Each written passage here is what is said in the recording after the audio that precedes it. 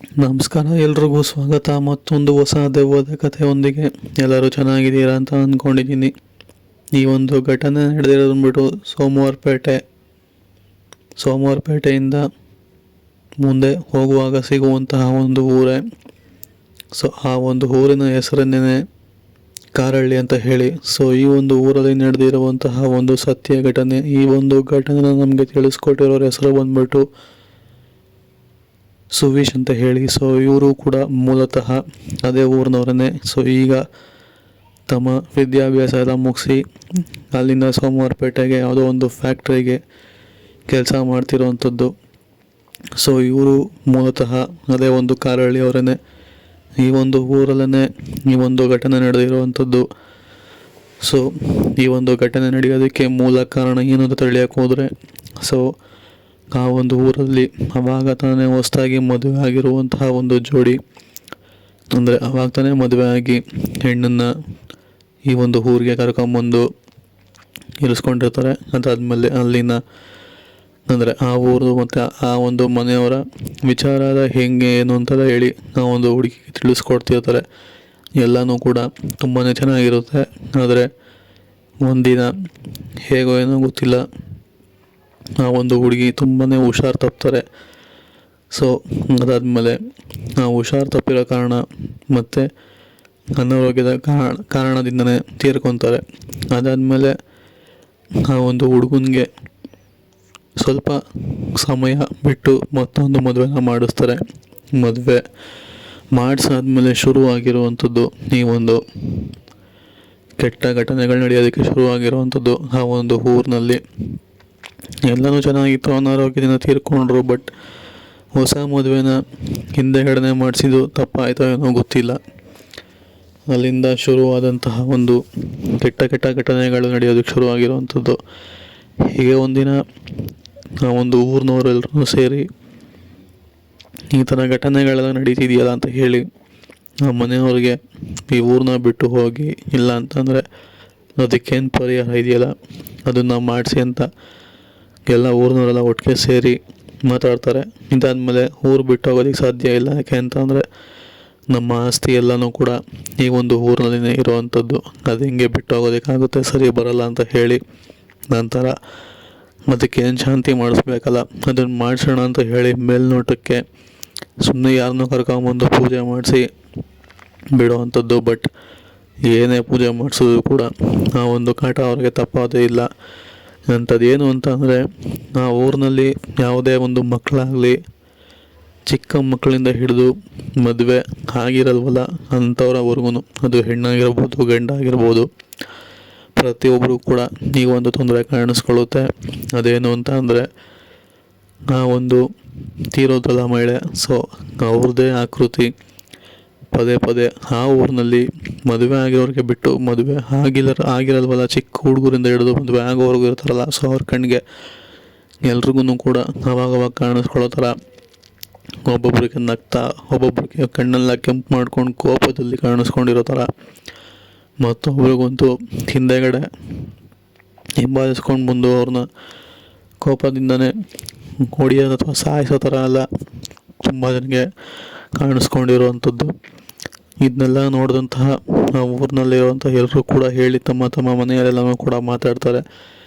ಈ ಒಂದು ವಿಚಾರನ ತಿಳ್ಕೊಂಡೇ ನಂತರ ಆ ಊರಿನವರು ಆ ಒಂದು ಮನೆಯಲ್ಲಿ ಈ ಒಂದು ಮಹಿಳೆ ತೀರ್ಕೊಂಡ್ರಲ್ಲ, ಆ ಒಂದು ಮನೆಗೆ ಹೋಗಿ ಈ ಥರ ಸರಿ ಬರ್ತಿಲ್ಲ, ನೀವು ಹಿಂದೆಗಡೆ ಮಾಡಿದ್ದೆ ತಪ್ಪಾಯಿತು, ಹಿಂದೆ ಮುಂದೆ ಯೋಚನೆ ಮಾಡಿದೆ, ಈ ಥರ ಎಲ್ಲ ಮಾಡಿದ್ರೆ ಇದೇ ಥರನೇ ಆಗೋದು, ಅದಕ್ಕೇನು ಮಾಡಿಸ್ಬೇಕೋ ಅದನ್ನ ದಯವಿಟ್ಟು ಮಾಡಿಸಿ ಅಂತ ಹೇಳಿ ಕೇಳ್ಕೊಬೇಕಾದ್ರೆ ಅವತ್ತಿನ ದಿನ ಮಾತ್ರ ತುಂಬಾ ತಣ್ಣಗಿರುವಂತಹ ಗಾಳಿ ಬೀಸುವಂಥದ್ದು.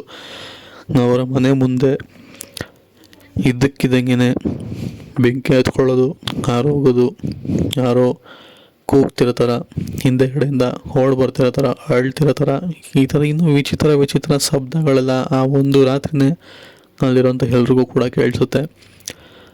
ಆಗ ಸ್ವಲ್ಪ ಜನ ಹೆದರಿ ಓಡೋದ್ರು ಅಂತಂದರೆ, ಇನ್ನು ಸ್ವಲ್ಪ ಜನ ಅಲ್ಲೇ ಇದ್ದು ನೋಡಿ ಇದೆಲ್ಲ ಆಗ್ತಿರೋದು ನಿಮ್ಮಿಂದ, ನೀವೇ ಇದಕ್ಕೇನಾದ್ರು ಪರಿಹಾರ ಮಾಡಲಿಲ್ಲ ಅಂತಂದರೆ ಇದಿನ್ನೂ ತೀರಾ ಕೆಟ್ಟದಾಗ ಹಾಳಾಗುತ್ತೆ, ಯಾರಿಗೇನಾಗುತ್ತೋ ಗೊತ್ತಿಲ್ಲ ಊರಲ್ಲಿ ಅಂತ ಹೇಳಿ ಹೇಳ್ತಾರೆ ಇನ್ನೊಮ್ಮೆ. ಸರಿ ಅಂತ ಹೇಳಿ ಇದು ನಿಂಗೆ ಬಿಟ್ಟರೆ ಸರಿ ಬರಲ್ಲ, ಇದಕ್ಕೇನಾದರೂ ಮಾಡಲೇಬೇಕು ಅಂತ ಹೇಳಿ ಅಲ್ಲಿಂದ ಆ ಮನೆಯವರು ಅವ್ರಿಗೆ ಗೊತ್ತಿರುವಂತಹ ಒಂದು ವ್ಯಕ್ತಿಗಳನ್ನ ಕರೆಸಿ ಈ ಥರ ಮದುವೆ ಆಗಿತ್ತು, ಅನಾರೋಗ್ಯದಿಂದ ತೀರೋದ್ರು, ಅದಾಗ ಸ್ವಲ್ಪ ಸಮಯಕ್ಕೆ ನಾವು ಮತ್ತೊಂದು ಮದುವೆನ ಮಾಡಿದ್ವಿ, ಈಗ ಈ ಥರ ಎಲ್ಲ ಆಗ್ತಿದೆ ಅಂತೆಲ್ಲ ಆಗಿರೋಂಥ ವಿಚಾರನ ಕೂಡ ತಿಳಿಸ್ತಾರೆ. ಇದರಲ್ಲಿ ಇನ್ನೊಂದೇನು ಅಂತಂದರೆ, ಸ್ವತಃ ಹೊಸ ಮದುವೆ ಆದ್ರಲ್ಲ ಆ ಗಂಡು ಮತ್ತು ಆ ಹೆಣ್ಣು, ಅವರಿಬ್ಬರು ಯಾವಾಗಲೇ ಕೂಡ ಒಂದಾಗಬೇಕು ಅಥವಾ ಒಟ್ಟಿಗೆ ಮಲ್ಕೊಳ್ಬೇಕು ಅಂತ ಹೋದಾಗಲೆಲ್ಲನೂ ಕೂಡ ಏನೋ ಒಂದಾಗ್ತಿರೋವಂಥದ್ದು ಇಲ್ಲ. ಇಬ್ಬರು ಕೂಡ ಒಟ್ಟಿಗೆ ಮಲಗಿದ್ರೆ ಸಾಕು ಒಬ್ರಿಗೆ ಹುಷಾರು ತಪ್ಪುವಂಥದ್ದು, ಇದ್ದಕ್ಕಿದ್ದಂಗೆ ಸಡನ್ನಾಗಿ ಹುಷಾರು ತಪ್ಪುವಂಥದ್ದು, ಮೈಗೆಲ್ಲ ಬೆಂಕಿ ಥರ ಸುಡುವಂಥದ್ದು, ಇಲ್ಲ ಮೈಯಿಂದ ಒಂಥರ ವಾಸನೆ ಬರುವಂಥದ್ದು. ಸೊ ಅಲ್ಲಿಂದ ಎದ್ದೋದ್ರೆ ಸಾಕು ಅಂತ ಹೇಳಿ ಇಬ್ಬರನ್ನೂ ಒಟ್ಟಿಗೆ ಸೇರೋದಕ್ಕೆ ಕೂಡ ಬಿಡ್ದಿರೋದಿಲ್ಲ. ಅದಲ್ದೇ ನಮ್ಮ ಮನೆಯಲ್ಲಿ ಆವಾಗವಾಗ ಅಳೋ ಥರ ಶಬ್ದ, ಮನೆ ತುಂಬ ಓಡಾಡ್ತಿರೋ ಶಬ್ದ, ಜೋರಾಗಿ ಕಿರ್ಚೋ ಅಂಥ ಶಬ್ದ, ಈ ಥರ ಎಲ್ಲನೂ ಕೂಡ ಕೇಳಿಸ್ತಾನೆ ಇರುತ್ತೆ. ಸೊ ಅವೆಲ್ಲನೂ ಆದರೂ ಕೂಡ ಇವ್ರು ಯಾರೂ ಕೂಡ ಆಚೆ ಕಡೆ ಬಿಟ್ಕೊಟ್ಟಿರೋದಿಲ್ಲ, ಏನೂ ಹಾಗೆ ಇಲ್ಲ, ಮನೆ ಒಳಗಡೆ ಎಲ್ಲನೂ ಕೂಡ ಆರಾಮಾಗೇ ಇದೆ ಅಂತ ಹೇಳಿ ಅಂದ್ಕೊಂಡು ಇವರೆಲ್ಲರೂ ಕೂಡ ಇರ್ತಾರೆ. ಆ ಮನೆಯವರು ಇವೆಲ್ಲ ನಡೀತಿರೋದೆಲ್ಲನೂ ಕೂಡ ವಿಷಯನ ಆ ಒಂದು ವ್ಯಕ್ತಿಗಳಿಗೆ ತಿಳಿಸ್ಕೊಡ್ತಾರೆ. ಇದಾದಮೇಲೆ ಆ ಒಂದು ವ್ಯಕ್ತಿ, ಸರಿ ಇದು ನಿಂಗೆ ಬಿಟ್ಟರೆ ಸರಿ ಬರಲ್ಲ, ಇದನ್ನ ಅಲ್ಲೇ ಬಂದು ನಾನು ಸರಿ ಮಾಡ್ತೀನಿ ಅಂತ ಹೇಳಿ ಅಲ್ಲಿಂದ ಬಂದು ಅವರಿಬ್ಬರು ಮದುವೆ ಆದಂತಹ ಘಟನೆ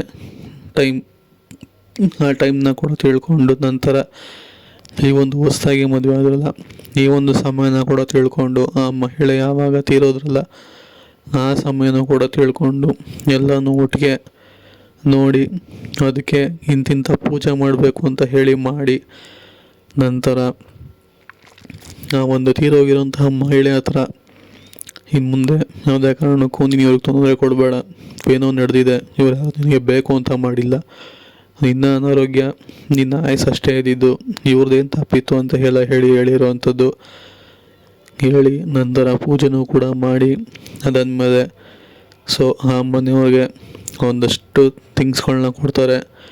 ಅದನ್ನು ಮನೆಯ ಮೂಲೆಗೂ ಕೂಡ ಇಡೋದಕ್ಕೆ ಹೇಳ್ತಾರೆ. ಇಟ್ಟಾದಮೇಲೆ ಊರಿನ ಹೊರಗಡೆ ಎಲ್ಲಿ ಅವ್ರನ್ನ ಮಣ್ಣು ಮಾಡಿದ್ರಲ್ಲ ಸೊ ಅಲ್ಲಿ ತಗೊಂಬಂದು ಅಲ್ಲೂ ಕೂಡ ಒಂದು ಪೂಜೆನ ಮಾಡಿ, ನಂತರ ಅದಕ್ಕೊಂದು ಸೂರು ಥರ ಮಾಡಿ, ನಂತರ ಆ 4 ಕಡೆನೂ ಕೂಡ ಏನೋ ಒಂದು ದಾರದ ಥರ ಕಟ್ತಾರೆ. ಕಟ್ಟಾಗಿ ಸ್ವಲ್ಪ ಸಮಯ ಇಲ್ಲಿ ಇನ್ನೂ ಇದೇ ಥರ ಕೇಳಿಸುತ್ತೆ. ಅದು ನೀವೆಲ್ಲರೂ ಕೂಡ ತಡ್ಕೊಂಡ್ರೆ ಅಂತ ಅಂದರೆ ಅದಾದಮೇಲೆ ನಿಮಗೆ ಈ ಒಂದು ಕಷ್ಟದಿಂದ ಪರಿಹಾರ ಸಿಗುತ್ತೆ ಅಂತ ಹೇಳಿ ಪೂಜೆ ಮಾಡೋರು ಹೇಳ್ತಾರೆ. ಅವರೆಲ್ಲ ಕಟ್ಟಿ ಹೋಗೋದಾದ್ಮೇಲೆ ಸ್ವಲ್ಪ 1-2-3 ದಿನಗಳ ಕಾಲ ಮತ್ತೆ ಕಾಣಿಸ್ಕೊಳ್ಳೋದಾಗಿರ್ಬೋದು. ಆದರೆ ಯಾವಾಗ ಆ ಪೂಜೆ ಆದಮೇಲೆ ಸ್ವಲ್ಪ ಜನ ಕಾಣಿಸ್ಕೊಂಡ್ರಲ್ಲ, ಆ ಕಾಣಿಸ್ಕೊಬೇಕಾದ್ರೆ ಅಳ್ತಿರೋ ಥರ ನಿಸ್ಸಹಾಯಕ ಪರಿಸ್ಥಿತಿಯಲ್ಲಿ ಇರೋ ಥರ ಇವರೆಲ್ರಿಗೂ ಕೂಡ ಕಾಣಿಸಿರೋವಂಥದ್ದು. ಅದಾದಮೇಲೆ ಒಂದು 3-4 ದಿನ ಕಳೆದ್ಮೇಲೆ ಅಲ್ಲಿ ಆ ಥರ ಯಾವುದೇ ಘಟನೆಗಳು ಕೂಡ ನಡೆದಿಲ್ಲ. ಈಗ ಒಂದು ಊರನ್ನು ಎಲ್ಲರೂ ಕೂಡ ಪ್ರಶಾಂತವಾಗಿರುವಂಥದ್ದು. ಹಾಗೆ ವರ್ಷನೂ ಕೂಡ ಆ ಒಂದು ಮಹಿಳೆಯ ಆ ಒಂದು ಮಣ್ಣು ಮಾಡಿದಾರಲ್ಲ ಆ ಜಾಗಕ್ಕೆ ಹೋಗಿ ಪೂಜೆನ ಮಾಡಿಕೊಂಡು ಬಂದಿರೋವಂಥದ್ದು. ಸೊ ಈಗ ಹೊಸದಾಗಿ ಮದುವೆ ಆಗಿರೋಂಥದ್ದು ಅವ್ರಿಗೆ 2 ಮಕ್ಕಳು ಕೂಡ ಇದ್ದಾರೆ, ಎಲ್ಲರೂ ಕೂಡ ಸಂತೋಷವಾಗಿರುವಂಥದ್ದು. ಇದು ನೆಕ್ಸ್ಟ್ಲಿ ನಡೆದಿರುವಂತಹ ಒಂದು ಸತ್ಯ ಘಟನೆ. ಈ ಒಂದು ಕಥೆ ಇಷ್ಟ ಆಗಿದೆ ಅಂತ ಅಂದ್ಕೊಂಡಿದ್ದೀನಿ. ಇಷ್ಟ ಆಗಿದರೆ ವಿಡಿಯೋಗೊಂದು ಲೈಕ್ ಮಾಡಿ, ಚಾನಲ್ಗೆ ಸಬ್ಸ್ಕ್ರೈಬ್ ಆಗಿಲ್ಲ ಅಂತಂದರೆ ಈ ಕೂಡಲೇ ಸಬ್ಸ್ಕ್ರೈಬ್ ಕೂಡ ಮಾಡ್ಕೊಳ್ಳಿ, ಹಾಗೆ ಕಾಮೆಂಟ್ಸ್ ಮಾಡಿ, ಶೇರ್ ಮಾಡಿ ಅಂತ ಹೇಳ್ತಾ ಈ ಒಂದು ಕಥೆ ಇಷ್ಟ ಆಗಿದೆ ಅಂತ ಅಂದ್ಕೊಂಡಿದ್ದೀನಿ. ಸಿಗೋಣ ಮತ್ತೊಂದು ಹೊಸ ಕಥೆಯೊಂದಿಗೆ. ಅಲ್ಲಿವರೆಗೂ ಟೇಕ್ ಕೇರ್, ಗುಡ್ ಬೈ.